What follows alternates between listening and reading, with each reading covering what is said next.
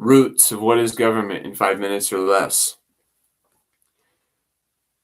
Government is a public service provider and supposed to be working the will of the majority as established through a democratic process, but bound by the Constitution so that the natural and inalienable rights of the individual are maintained, right?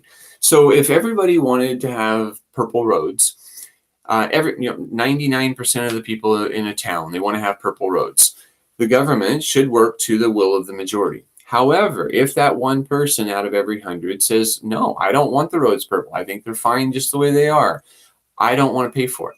They shouldn't be able to throw a person in jail because they don't pay a fee or a fine or a penalty or a deal to use that road. Government is supposed to provide services that we ask for, that we want them to serve us with. Not everything. They should not be dominating our life. They should not be dictating our life. If you have harmed no one, you should be left alone. If you have not created a victim with your actions, you have not created a crime. Every crime involves a victim or a property loss.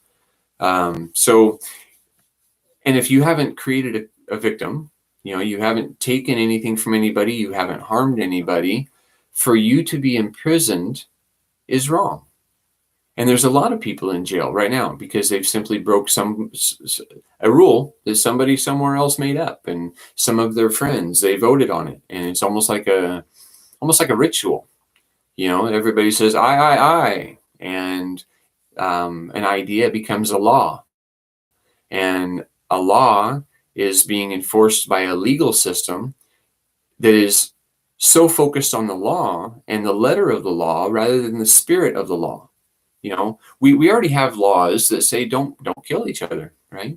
We don't have to say don't kill each other with an AR-15 rifle. We don't have to have laws that say don't kill somebody with a rock, don't kill somebody with a car, don't kill somebody with a rope, we just don't kill somebody. Let's keep it simple. Let's focus on what we can control, and let's reduce focus on what we can't. And so government, I worked for the government for 9 years. I was active duty Air Force, and after 9 years, I got into a position where I was seeing budgets, and I was becoming responsible for some of this. And I realized we're not being efficient. We're not being accountable for what we're spending, and there's a lot of waste involved in it. And so instead of staying in the government for another 11 years and collecting a pension for the rest of my life, at 38, I could have retired and had a pension, a check coming in every month for the rest of my life on your dime. But I didn't feel that was the right thing to do. And so I quit, and I have started my ministry. It's Free Will Ministry, and this channel, Free Will. And I'm trying to share ideas about my experiences and how I can create awareness to options that people may have not been advertised or yet considered. So we've still got a little bit of time. Governments, roads, okay, right? I like our roads, but roads are being maintained so that commerce can travel over roads efficiently. So if the road's being maintained for a 100,000-pound vehicle to be traveling at 70 miles per hour safely, whereas my motorcycle doesn't make any damage to the roadways, why are we being charged to have the natural right to be able to travel from point A to point B?